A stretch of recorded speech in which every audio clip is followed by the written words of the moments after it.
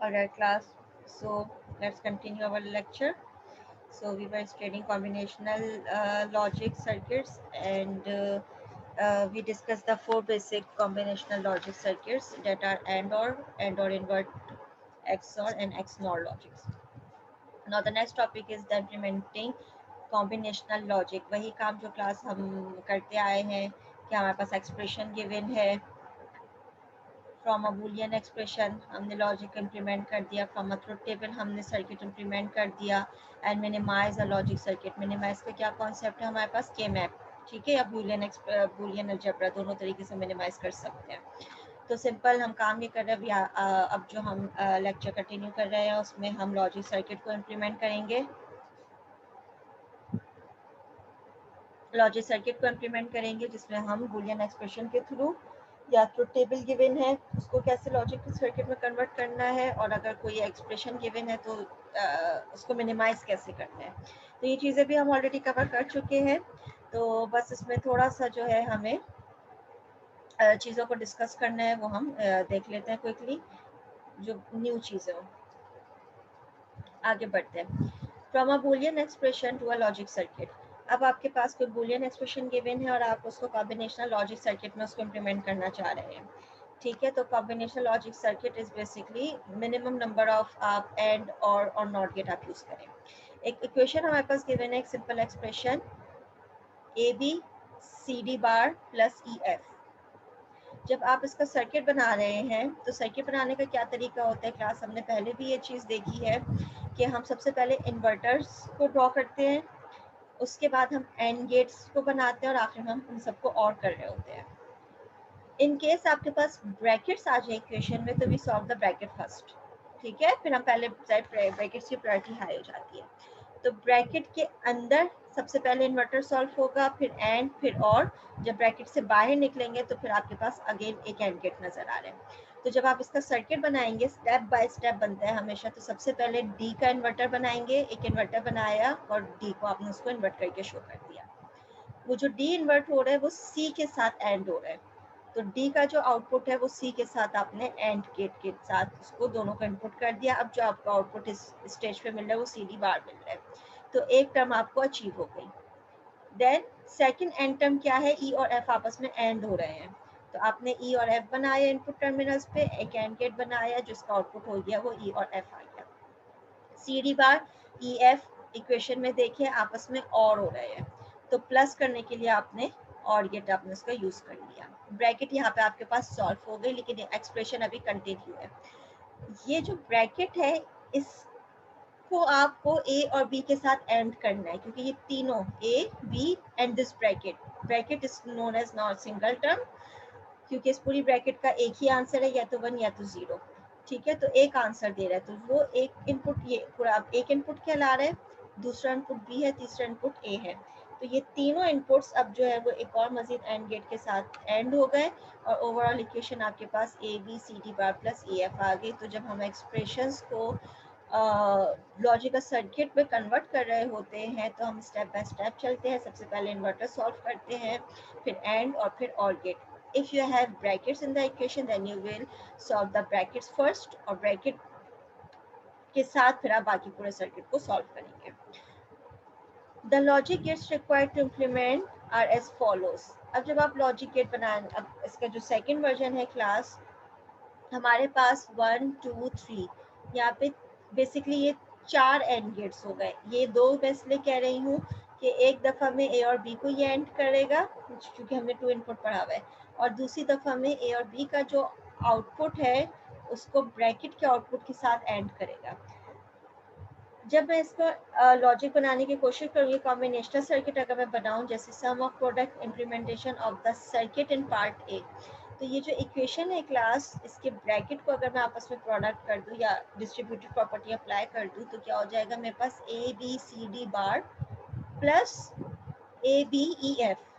यहाँ पे देखिए A B C D bar plus A B E F, यानी एक 4 इनपुट एंड गेट यहाँ लगा हुआ है जो कि ए बी सी डी बार को एंड कर रहा है, एक 4 इनपुट एंड गेट यहाँ पे लगा हुआ है जो कि ए बी ई एफ को कर रहा है एंड गेट, और इन दोनों का आपस में और कर रहा है.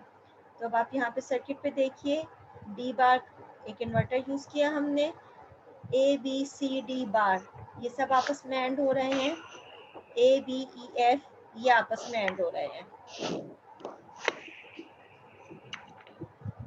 स्टूडेंट काइंडली अपने माइक्स जो है वो म्यूट रखिए प्लीज, मैं क्वेश्चन आंसर्स का टाइम दूंगी, उस वक्त आप अपने माइक्स को अनम्यूट कर लीजिएगा, ठीक है। आगे बढ़ते हैं। तो हमारे पास ए बी सी डी बार और ए बी ई एफ ये इनके जो फिर आउटपुट से फर्दर वो एक्स या जो है वो और हो रहे हैं। तो हमारे पास बेसिकली क्लास इसमें और इसमें सर्किट में क्या फ़र्क है, क्लास ये बात जहन में रखिए हमेशा के लिए, आगे भी जब हम एनालिसिस पढ़ेंगे तो ये चीज़ दोबारा वहाँ पर डिटेल में डिस्कस होगी। फ़िलहाल जो चीज़ मैं बता रही हूँ वो है हार्डवेयर के रेस्पेक्ट से प्रोपिगेशन डिलेज। हर एक गेट डिले क्रिएट करते हैं, डिले का मतलब ये है इनपुट का आउटपुट जनरेट करने में जितना उसको टाइम रिक्वायर्ड है, तो अल्टीमेटली वो टाइम डिले काउंट हो रहा होता है, उसको डिले आ रहा होता है। तो हमारे पास अगेन अगर मेरे पास इस वक्त 1 2 3 4 5 6 इसको मैं 2 काउंट कर रही हूँ, ठीक है, 2 इनपुट के हिसाब से, अगर मेरे पास यहाँ पे 6 गेट्स इस वक्त मौजूद हैं, हर एक गेट 0.1 का डिले दे रहा है, 0.1 सेकंड का डिले दे रहा है, यदि कैलकुलेशन में उसको इतना टाइम लग रहा है, तो 6 गेट के बाद आपका जो ओवरऑल आउटपुट है वो 0.6 सेकंड डिले के साथ आपको मिलेगा। यानी आपने इनपुट प्रोवाइड किया, 0.6 सेकंड के बाद आपको उसका आउटपुट अपेयर हो रहा है। आपने जैसे इनपुट कॉम्बिनेशन चेंज किया, आउटपुट फौरन चेंज नहीं हो रहा, 0.6 सेकंड के बाद आपके पास नया आउटपुट आ रहा है। तो क्या मतलब हुआ कि जितने गेट्स आप अप्लाई करते जाएंगे डिलेस बढ़ते जाएंगे। इस डिले का पर्टिकुलर नाम है जिसको नोट कर लीजिए, जिसको हम कहते हैं प्रोपिगेशन डिले। बिट्स जब प्रोपिगेट हो रही होती है तो स्टेप बाय स्टेप जो डिलेज आ रहे होते हैं थ्रू आउट डिलेज को हम प्रोपिगेशन डिले कहते हैं, यानी इनपुट का आउटपुट जनरेट होने में जो टोटल डिले बनाए। तो क्लास जब नंबर ऑफ आईसी ज़्यादा आएंगे तो प्रोपिगेशन डिले भी ज़्यादा हो जाएगा। फॉर एग्जाम्पल मैंने 2 इनपुट्स की जगह डायरेक्ट 4 इनपुट्स के गेट्स यूज कर लिए, अब नंबर ऑफ गेट्स रिड्यूस हो गए, जो मेरे पास 1 2 3 4 एंड गेट्स थे, now I have only 2 and gates. तो अल्टीमेटली अगर एक गेट 0.1 सेकेंड ले रहा है तो ये जो पूरा सर्किट है जिसमें टोटल 4 गेट्स लगे हुए हैं 1 2 3 4, टोटल सर्किट आपके पास 0.4 सेकंड के डिले के बाद आपको आउटपुट दे रहा है। तो इसका प्रोपिगेशन डिले 2 सेकंड्स 0.2 सेकंड्स कम है as compare to the circuit number 1। तो नंबर ऑफ गेट्स हम रिड्यूस कैसे कर सकते हैं, हम नंबर ऑफ इनपुट्स इसके बढ़ा के। तो अगर मेरे पास 4 एंड गेट्स यूज हो रहे हैं तो मैं 4 इनपुट यूज करते हुए 2 एंड गेट्स को इस्तेमाल कर लूँ, अल्टीमेटली मेरे पास प्रोपिगेशन डिले कम हो जाएगा। तो बूलियन एक्सप्रेशन को जब हम लॉजिकल बूलियन कॉम्बिनेशन सर्किट्स में कन्वर्ट कर रहे होते हैं तो हम डिलेस का ख्याल रख रहे होते हैं। तो मेरे पास बेसिकली ये जो सर्किट है ये एक कॉम्बिनेशनल ब्लॉक बन गया है, ब्लैक बॉक्स है। मैं इस ओवरऑल सर्किट को एक ब्लैक बॉक्स के अंदर डाल दूं, ब्लैक बॉक्स का मतलब ये है इसके अंदर का सर्किट मुझे नज़र नहीं आ रहा, मेरे पास सिर्फ इस बॉक्स के बाहर आउटपुट और इनपुट लाइंस अपेयर हो रही हैं, यानी A B C D E F की इनपुट लाइंस बाहर है, एक्स की आउटपुट लाइन बाहर है, और ये पूरा सर्किट मेरे पास एक ब्लैक बॉक्स के अंदर कवर हो चुका है। तो एक कॉम्बिनेशनल ब्लैक बॉक्स मौजूद है, कॉम्बिनेशनल सर्किट मौजूद है। ये सर्किट जो है आपको जब भी आप इनपुट्स कॉम्बिनेशन देंगे तो इसके हिसाब से ये सर्किट आपको आउटपुट प्रोवाइड करेगा। तो आगे जाके क्लास हम इसी तरीके के बॉक्सेस यूज कर रहे होंगे।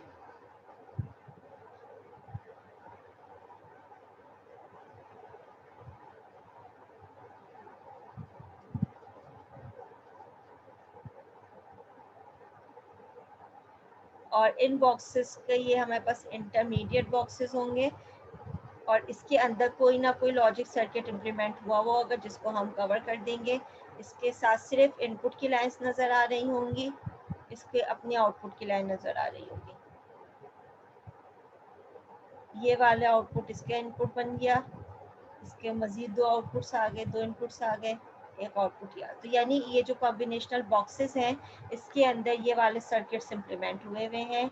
इस सर्किट के बाहर सिर्फ इनपुट लाइंस और आउटपुट लाइन से इनको कॉम्बिनेशन देंगे, ये सर्किट के हिसाब से यहाँ पे आउटपुट जनरेट हो जाएंगे। 2 आउटपुट है तो 2 आउटपुट्स, 1 आउटपुट है तो 1 आउटपुट। जैसे इस वक्त रिक्वायर्ड जो है हमारे पास 6 इनपुट लाइन्स है इस कॉम्बिनेशनल बॉक्स की और 1 आउटपुट लाइन है।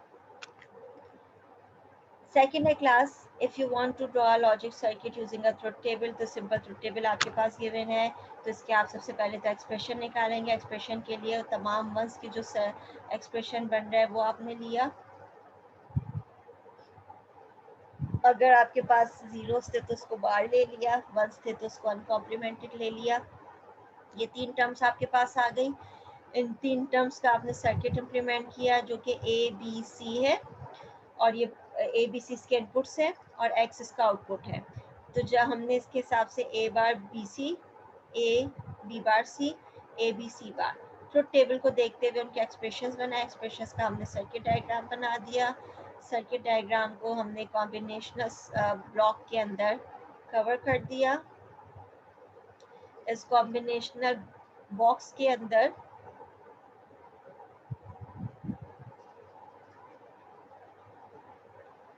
सिर्फ सर्किट मौजूद है और सर्किट के बाहर A B C terminals input के लिए निकले हुए हैं, एक्स टर्मिनल निकला हुआ है।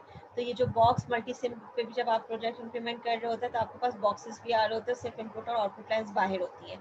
तो बेसिकली उसके अंदर उसका पर्टिकुलर कॉम्बिनेशनल सर्किट इंप्लीमेंट हुआ होता है। जब आप ए बी सी को पर्टिकुलर कॉम्बिनेशन देंगे, for example A B C को आपने कॉम्बिनेशन दे दिया है 011 का, तो आपके पास आउटपुट यहाँ पे 1 एम्पियर हो जाएगा। और अगर आपने कॉम्बिनेशन दे दिया है 100 का, तो यहाँ पे आपके पास 0 एम्पियर हो जाएगा। तो इस पर्टिकुलर कॉम्बिनेशंस के लिए, इन कॉम्बिनेशंस के लिए ये सर्किट आपके पास वैलिड है। जब आपके पास 3 ऐसे कॉम्बिनेशंस हैं जो आपको हाई प्रोवाइड करेंगे, तो ये इसमें वही पर्टिकुलर 3 कॉम्बिनेशंस जब बनेंगी तो आपके पास एक्स हाई होगा, बाकी रिमेनिंग 5 कॉम्बिनेशंस के लिए आपके पास आउटपुट लो आ रहा होगा। अगर आप चाह रहे हैं कि 4 कॉम्बिनेशंस के लिए मेरे पास हाई आए, तो ये सर्किट इनवैलिड हो जाएगा। आपको नया सर्किट नए लॉजिक डायग्राम के साथ बनाना पड़ेगा। तो कॉम्बिनेशनल सर्किट की जो एक लिमिटेशन है या कॉम्बिनेशनल सर्किट की जो डेफिनेशन है वो कंप्लीट हो रही है, कवर हो रही है कि पर्टिकुलर सेट ऑफ कॉम्बिनेशंस के लिए वो सर्किट वैलिड होगा और सेट ऑफ कॉम्बिनेशंस चेंज करने की सूरत में वो सर्किट इनवैलिड हो जाएगा। यानी आउटपुट उस वक्त तक रिटेन रहेगा जब वो कॉम्बिनेशंस प्रोवाइड की जाएंगी, तब तक। Develop a logic circuit with 4 input variables that will only produce a 1 output when exactly 3 input variables are ones. तो क्लास यहाँ पे आपके पास क्या सवाल है कि आपको एक लॉजिक सर्किट बनाना है 4 इनपुट वेरिएबल्स के लिए जो कि 1 प्रोड्यूस करे, that produces 1 only when exactly 3 input variables are 1। यानी हमने 16 का एक ट्रुथ टेबल बनाया, यहाँ पे उस ट्रुथ टेबल का सिर्फ हाईलाइट मौजूद है। ये 16 ट्रुथ टेबल बनाया, इनमें से हर वो कॉम्बिनेशन जिसमें 3 इनपुट्स एक साथ 1 हो रहे थे, जैसे बी सी डी एक साथ 1 हो रहा था, ए सी डी एक साथ 1 हो रहा था, ए बी डी एक साथ 1 हो रहा था, ए बी सी एक साथ 1 हो रहा था। तो जब आप 16 का ट्रुथ टेबल बनाएंगे तो ये 4 पॉसिबल कॉम्बिनेशंस हैं जिस वक्त कम से कम 3 इनपुट्स एक साथ 1 हो रहे हैं, उनको आपको हाई करना है। तो वो 16 में से बाकी सब जीरोस हैं, उनमें से एक वक्त में या तो 2 हाई हो रहा होगा या तो 1 हाई हो रहा होगा या तो 4 हाई हो रहा होगा, उनको हमें कंसिडर नहीं करना है। हमें वो कॉम्बिनेशन कंसिडर करना है जिसमें एक वक्त में कोई 3 इनपुट्स हाई हो जाए। तो इन सब में कोई 3 इनपुट्स हाई हो रहे हैं, उसके रिस्पेक्ट से हमने एक प्रोडक्ट टर्म बना लिया। 4 प्रोडक्ट टर्म्स आ गई। जब हमने इसको सम किया तो ये मेरे पास सम ऑफ प्रोडक्ट टर्म्स आ गई, ये मेरे पास एक्सप्रेशन आ गया। इसको जब मैंने इम्प्लीमेंट किया तो मेरे पास ये उसकी सर्किट डायग्राम आ गई। तो एंड गेट्स हमारे पास 4 एंड गेट्स लगे हुए हैं, 4 इन्वर्टर्स लगे हुए हैं और इन पर्टिकुलर कॉम्बिनेशंस के लिए आपको 1 प्रोवाइड कर रहे हैं। तो हमें सिंपल काम क्या करना था इसमें सॉल्व, आप इसको खुद भी कर लीजिएगा। आपका टास्क ये है या आपका ऑब्जेक्ट ये है कि develop a logic circuit that produces 1 output when exactly 3 input variables are 1। तो आपने पूरा 16 का ट्रुथ टेबल बनाना है। उस 16 के ट्रुथ टेबल में जहाँ पे 3 एक साथ 1 हो रहे हैं उनको आपने हाई करना है, उसके आउटपुट्स को हाई शो करना है और फिर उनका एक्सप्रेशन बना के उसका सर्किट डायग्राम बनाना है। तो इसको जब आप बॉक्स में डाल देंगे तो ये कॉम्बिनेशनल बॉक्स बन जाएगा जिसके अंदर ये पूरी लॉजिक इंप्लीमेंट हुई होगी, और ये लॉजिक सिर्फ इन कॉम्बिनेशंस के लिए 1 देगी, अदर कॉम्बिनेशंस के लिए 0 देगी। अगर आप कॉम्बिनेशंस चेंज करने का चाह रहे हैं तो आपको पूरा सर्किट जो है वो चेंज करना पड़ेगा। लास्ट 2 स्लाइड्स क्लास हम इसको कवर कर लेते हैं, आज के लेक्चर का पार्ट बनाते हैं। क्या है हमारे पास? Minimize a logic circuit. 3 हमने क्लासेस में इम्प्लीमेंटेशंस पढ़ी हैं। एक हमने जब हमारे पास एक्सप्रेशन गिवन है तब लॉजिक सर्किट बनाना, एक हमारे पास जब ट्रुथ टेबल गिवन है तब बनाना, और तब हमारे पास लास्ट है जब हमारे पास एक सर्किट गिवन है ओवरऑल, उसको हमें मिनिमाइज करना है। ठीक है, सर्किट का क्या मैं कहूँगी, इक्विवेलेंट सर्किट डेवलप करना। तो ये डिफरेंट एग्जांपल्स करके देख लीजिएगा। मिनिमाइज अ लॉजिक सर्किट, एक सर्किट हमारे पास गिवन है, इसको हमें मिनिमाइज करना है, इसका कॉम्बिनेशनल सर्किट बनाना है। ये खुद भी इटसेल्फ अ कॉम्बिनेशनल सर्किट है। Now we are implementing this circuit into its minimum level, और मिनिमम लेवल का हम सर्किट बनाएंगे। Minimize the combinational logic circuit in given figure, inverters for the complemented variables are not shown. क्या बोला जा रहा है कि सर्किट को ओवरऑल को हमें मिनिमाइज करना है। मिनिमाइज करने के लिए हमें इसका सर्किट बनाना है, और मजीद इन्होंने बोला है कि जो इन्वर्टर्स है वो हमने शो नहीं किए हैं, यानी कि इन्वर्टर्स की जगह हमने उनका कॉम्प्लीमेंटेड वेरिएबल शो कर दिया। फॉर एग्जांपल बी का यहाँ पे इन्वर्टर बनाना था तो इन्होंने इन्वर्टर नहीं बनाया, उसकी जगह बी को बाहर कर दिया। तो एक ही बात है, आप बी लो भेजें, लो सिग्नल भेजें, या बी का हाई सिग्नल भेज के आगे इन्वर्टर लगा दें, तो दोनों की एक ही बात है। तो इन्होंने ये बोला कि उन्होंने आपके सर्किट में इन्वर्टर्स नहीं शो किए हैं, इन्वर्टर की जगह उनके इनपुट्स को कॉम्प्लीमेंट कर दिए, उनके वेरिएबल्स को कॉम्प्लीमेंट कर दिया। तो इसका मतलब क्या हुआ कि ए हाई जा रहा होगा, बी और सी 0 0 जब जाएंगे तो ये मेरे पास हाई हो जाएगा। तो 1 0 0 का ये कॉम्बिनेशन है जब एंड गेट हाई हो जाएगा। इन्वर्टर्स हटा दिए। इसी तरीके से ये कॉम्बिनेशन कब हाई होगा? जब 1 1 0 0 इसको मिलेगा। ठीक है, तो इन्वर्टर नहीं बनाया गया है, उसकी जगह बार बना दिए गए, तो एक ही बात है। तो इसका मतलब है कि ये जो x है आपके पास उस वक्त हाई होगा जब इन चारों में से कोई एक भी आपको हाई प्रोवाइड कर देगा, तो ये आपके पास ओवरऑल x जो है वो हाई हो जाएगा। अब क्या मतलब हुआ क्लास कि मेरे पास 1 2 3 4 सर्किट्स मौजूद है। इसको मिनिमाइज करने के लिए सबसे पहले मैं के मैप वाला जो एक मेथड है उसको इम्प्लीमेंट करूंगी, के मैप बनाऊंगी। के मैप बनाने के लिए सबसे पहले मैं देखूंगी कि इसका डोमेन क्या है। तो क्लास कोई मुझे बताए कि इस सर्किट के डोमेन कितना है और क्या है। Anyone please? ABCD। 4 वेरिएबल्स इसके डोमेन है और ABCD है। इसका मतलब यह है कि हर एक गेट को चारों इनपुट्स मिलने चाहिए किसी भी फॉर्म में हो, वेदर कॉम्प्लीमेंटेड अनकॉम्प्लीमेंटेड, बस डोमेन के तमाम वेरिएबल्स प्रेजेंट हो। अब क्लास इसमें देखें लास्ट में ABCD मौजूद है, ठीक है, चारों कॉम्प्लीमेंटेड है मगर चारों मौजूद है, तो ये हमारे पास स्टैंडर्ड फॉर्म में मौजूद है। अगेन ABCD इसके लिए भी मौजूद है, ABCD इसके लिए भी मौजूद है। तो 3 ऐसे ये मतलब कि हमारे पास स्टेटमेंट्स हैं, ये 3 ऐसे एक्सप्रेशंस हैं जो अपनी डोमेन में को सेटिस्फाई कर रहे हैं। मगर जो फर्स्ट सर्किट है क्लास, इसमें डोमेन के 3 वेरिएबल्स मौजूद हैं, D is missing, it is not in the standard form. तो के मैप ये कहता है कि सबसे पहले you have to make it in standard form. चूंकि डी मौजूद नहीं है तो डी को जब हम स्टैंडर्ड फॉर्म में लाने की कोशिश करेंगे तो डी और डी कॉम्प्लीमेंट दोनों कॉम्बिनेशंस को इन्वॉल्व करेंगे। इसका मतलब क्या हुआ कि एंड गेट जो है मेरे पास डी के लिए भी बनाऊंगी मैं और डी बार के साथ भी बनाऊंगी।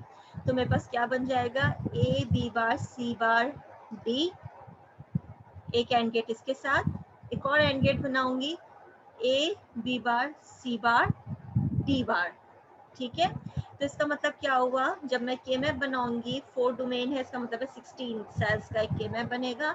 उन 16 सेल्स में से ये वाला पर्टिकुलर सेल हाई हो जाएगा, ये वाला पर्टिकुलर सेल हाई हो जाएगा, ये वाला पर्टिकुलर सेल हाई हो जाएगा, और इसके 2 सेल्स हाई होंगे, एक डी के साथ एक डी बार के साथ। अब मैं इसको सॉल्व कर रही हूँ। सॉल्व करने के लिए हमने 16 का एक के मैप बनाया 4 वेरिएबल्स का। एक कॉम्बिनेशन था मेरे पास 0 0 0 0, इसको मैंने हाई कर दिया 0 0 0 0, ये मेरे पास बना हो गया। 0 0 0 1, इस वाले सेल को मैंने ढूंढा 0 0 0 1, इसको मैंने हाई कर दिया। 1 1 0 0 के मैप में हम गए 1 1 0 0, ये वाला सेल हाई हो गया। अब ये वाला जो सेल है क्लास, एक दफा डी के साथ हाई होगा, एक दफा डी बार के साथ हाई होगा। तो क्या मतलब वो एक कॉम्बिनेशन बना 1 0 0 1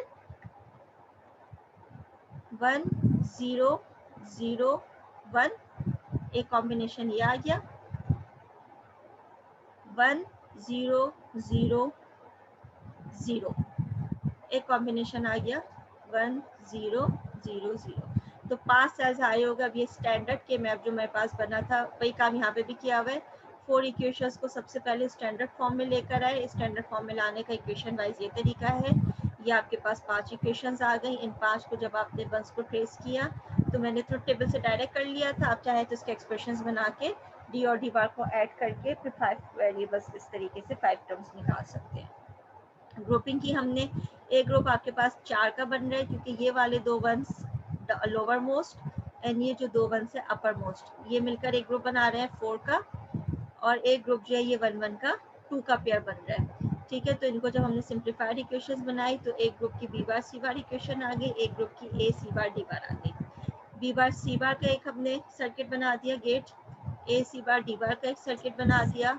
ये दोनों आपस में और हो गए और हमारे पास एक कॉम्बिनेशनल सर्किट जो है वो रिड्यूस फॉर्म में आ गया। इसको मैंने ब्लॉक में डाल दिया। ये मेरे पास कॉम्बिनेशनल सर्किट का एक ब्लैक बॉक्स हो गया, अंदर का सर्किट मैंने बनाया हुआ है। ठीक है, इसलिए मुझे पता है, इसको मैंने नाम दे दिया कॉम्बिनेशनल सर्किट 1। इसका काम क्या होगा, जब ए बी सी डी के पर्टिकुलर कॉम्बिनेशन जाएगा तो इन 5 कॉम्बिनेशन के लिए ये एक्स आपको हाई आउटपुट देगा, बाकी जो रिमेनिंग 11 कॉम्बिनेशन हैं उनके लिए ये आपको 0 आउटपुट देगा। तो मेरे पास एक सर्किट को मिनिमाइज करने का क्या तरीका है कि मैं इसके एक्सप्रेशंस निकाल लूँ, इसको स्टैंडर्ड फॉर्म में कन्वर्ट करूँ, उसका के मैप बनाऊँ और इसको ट्रांसलेट कर दूँ। दूसरा तरीका यह है कि मैं ट्रुथ टेबल बना दूँ, ट्रुथ टेबल से एक्सप्रेशंस निकाल दूँ, उस तरीके से मैं इसको मिनिमाइज कर दूँ। तो मेरे पास ये इक्वेशन आ गई। मैं चाहूँ तो जो भी मेरे पास स्टैंडर्ड फॉर्म बनी है उसको बूलियन एक्सप्रेशंस के थ्रू भी सिंप्लीफाई हम इसको कर सकते हैं। तो क्लास यहाँ तक जो है हमारे पास, अब तक जो हमने आज की क्लास में सीखा वो इम्प्लीमेंटेशन, हमने सबसे पहले तो 4 बेसिक कॉम्बिनेशनल लॉजिक सर्किट सीख लिए जिसमें एंड और इन्वर्टर और एक्सऑर और एक्सनॉर लॉजिक शामिल है, फिर उसकी इम्प्लीमेंटेशन शामिल है। तो हमारे पास जो आज के जो टारगेट हो गया वो लेक्चर्स, इसमें हमने ये चीज़ें कवर की हैं कि हम उसको इम्प्लीमेंट कैसे करेंगे कॉम्बिनेशनल सर्किट्स को, और बेसिक सर्किट्स पता होंगे तो हम उसको पे इम्प्लीमेंट भी कर सकते हैं। नेक्स्ट जो टारगेट है क्लास हमारे पास यूनिवर्सल प्रॉपर्टीज ऑफ नैंड और नॉर गेट है। नैंड और नॉर गेट्स की इम्प्लीमेंटेशन, नैंड और नॉर गेट्स के बारे में हमें पता है। मैं इसको कंटिन्यू कर रही हूँ, थोड़ा सा टाइम है, 10 मिनट हमारे पास, तो हम इसको थोड़ा सा कंटिन्यू कर लेते हैं। ठीक है, बेसिकली नैंड और नॉर गेट्स जो है क्लास हमारे पास यूनिवर्सल गेट्स कहलाते हैं। नैंड गेट और नॉर गेट यूनिवर्सल क्यों कहलाते हैं, क्योंकि इन गेट्स की मदद से हम कोई भी गेट इम्प्लीमेंट कर सकते हैं। अगर मैं बेसिक गेट्स की बात करूं, एंड और नॉट 3 बेसिक गेट्स होते हैं।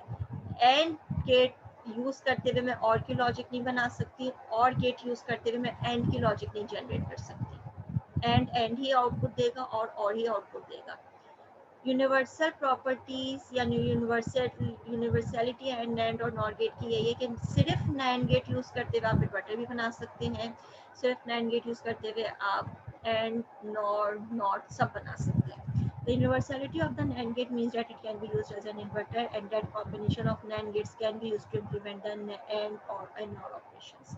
तो यूनिवर्सलिटी क्या है कि एक ही गेट यूज करते हुए आप मुख्तलिफ गेट्स बना रहे हैं। एक ही type of gate, number of gates तो ज़्यादा हो सकते हैं लेकिन एक ही टाइप ऑफ गेट यूज़ करते हुए आप तमाम बेसिक गेट्स भी बना सकते हैं और ड्राइव गेट्स भी बना सकते हैं, नैंड के लिए भी और नॉर के लिए भी। क्विकली हम नैंड गेट समझ लेते हैं as a universal gate, NOR जो है इसी का सेकंड वर्जन है। नैंड गेट क्या है क्लास, अगर आपको NAND gate as an inverter use करना है, नैंड गेट क्या होता है क्लास हमारे पास, मैं जल्दी से नैंड गेट का तो टेबल बना देती हूँ। नैंड गेट, मुझे कोई बताइए कि नैंड गेट मेरे पास उसकी डेफिनेशन क्या है, how do you define the outputs of NAND gate, anyone please.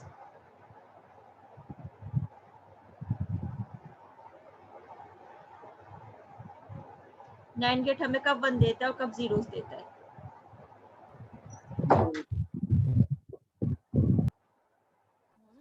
Ma'am sir जब सारे हाई होते हैं तब वो लो देते हैं, बाकी सब पे वो देते हैं, क्या नाम है, ठीक है, हाई।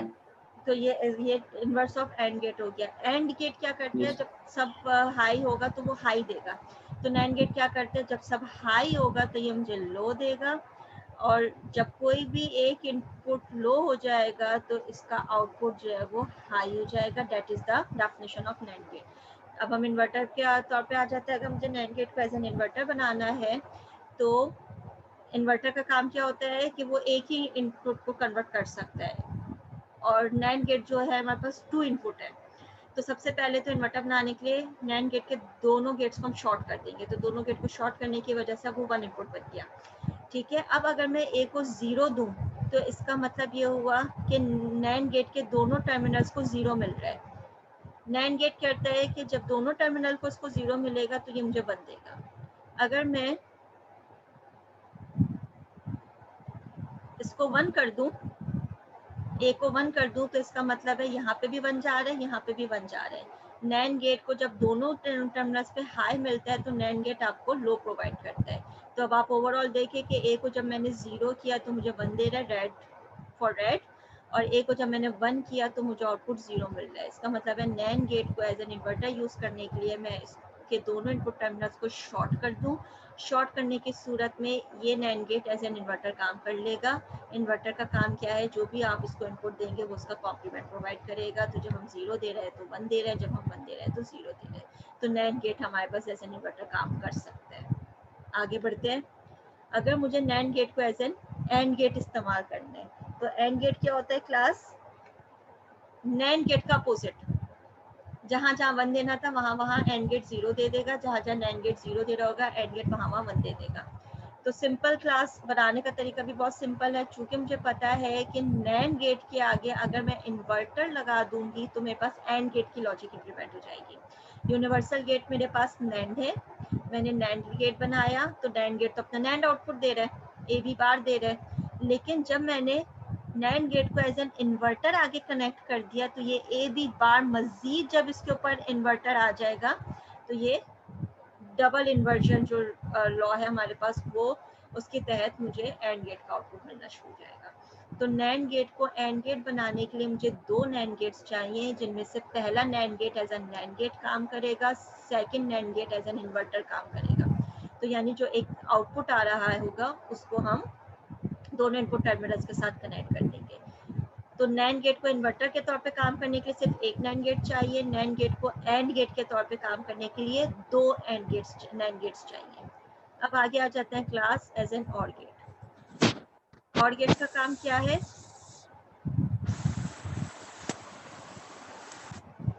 और गेट का हमारे पास काम किया है, मैं स्लाइड पे वापस आती हूँ, टाइम थोड़ा सा कम है, मैं थोड़ा सा फास्ट पढ़ाऊंगी। और गेट का काम क्या है कि जो भी आप दे इनमें से कोई एक हाई होगा और गेट का आउटपुट हाई हो जाता है। ठीक है, तो इसका मतलब क्या हुआ कि मैं ए और बी को इन्वर्टेड भेजूं, यानी कि नैंड गेट को ऐसे इन्वर्टर कर दिया, ए और बी बार मेरे पास इन्वर्टेड आ गया। जब मैंने उसको ओवरऑल नैंड गेट के साथ भेजा तो आगे डी मॉर्गन लॉ क्या कहता है कि ए बार बी बार के ऊपर जब होल बार होगा, होल बार जब ये हटेगा तो ए बार बार प्लस बी बार बार हो जाएगा। तो डबल बार्स इन दोनों के ऊपर डबल बार्स जब कैंसिल होंगे तो ए और बी बच जाएगा। यहाँ पे मैं जल्दी से डी मॉर्गन को इम्प्लीमेंट कर रही हूँ क्विकली थोड़ा सा। ए बी होल बार, इसका मतलब क्या है, जब डी मॉर्गन अप्लाई होगा तो ए के ऊपर बार मौजूद है, डी मॉर्गन का बार आ जाएगा, ये जो डॉट साइन है ये और साइन में ट्रांसफर हो जाएगी। बी के ऊपर अपना एक बार तो मौजूद है ही, ठीक है, वो तो अपनी जगह पे रहेगा। डी मॉर्गन का जो डबल बार है, होल बार, वो भी टूट जाएगा। तो डबल इन्वर्टर क्या कहते हैं, ए बार पे जब डबल बार होगा, ए के ऊपर जब डबल बार होगा तो ये ए बन जाएगा, बी पे जब डबल बार होगा तो बी बन जाएगा। तो बेसिकली नैंड गेट को जब मुझे एज एन और गेट इम्प्लीमेंट करना है तो मुझे 3 गेट्स चाहिए, जिनमें से 2 एज एन इन्वर्टर काम करेंगे, थर्ड उसको नैंड लॉजिक के तौर पे मजीद जब इन्वर्ट करेगा तो मेरे पास और लॉजिक आ जाएगी। According to De Morgan's law हमने इसको प्रूव भी कर दिया, ए बार बी बार। एक आउटपुट हम ये वाला चेक कर लेते हैं। जब ए को मैं 1 दूं, बी को मैं 0 दूं, नैंड गेट चूंकि एज एन इन्वर्टर लगा हुआ है तो इसका मतलब है दोनों टर्मिनल पे 1 है, दोनों टर्मिनल पे 1 होगा तो ये मुझे 0 प्रोवाइड कर देगा। G2 भी एज एन इन्वर्टर लगा हुआ है, 0 का मतलब ये दोनों टर्मिनल पे 0 है, जब दोनों टर्मिनल पे 0 मिलेगा तो बी बार मुझे 1 दे देगा।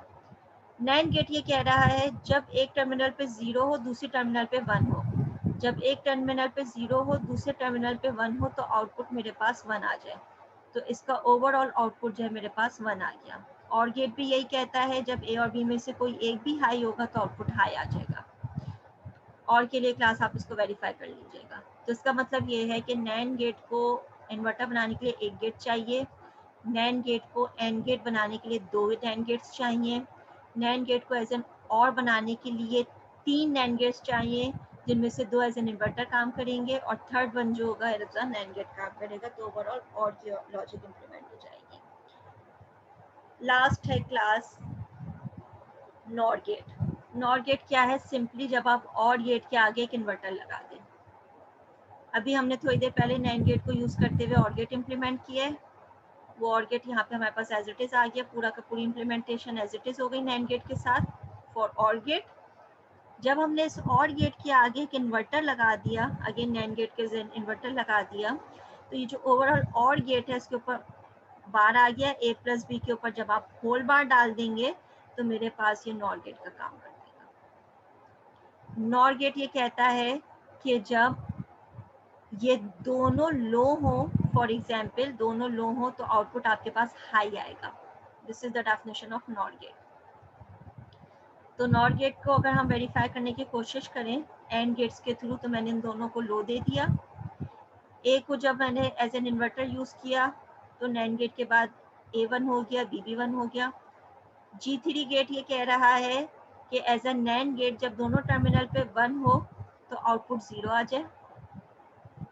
मजीद नैंड गेट ये कह रहा है कि जब मैं इसको एज एन इन्वर्टर काम करवाऊंगी तो दोनों टर्मिनल को जब 0 मिलेगा, जब दोनों टर्मिनल को 0 मिलेगा तो नैंड गेट आपको 1 आउटपुट दे देगा। नॉर गेट की डेफिनेशन भी यही होती है कि जब दोनों वैल्यूज 0 होंगी तो ये आपको हाई आउटपुट देता है, रिवर्स ऑफ और आपको लो वैल्यू देगा।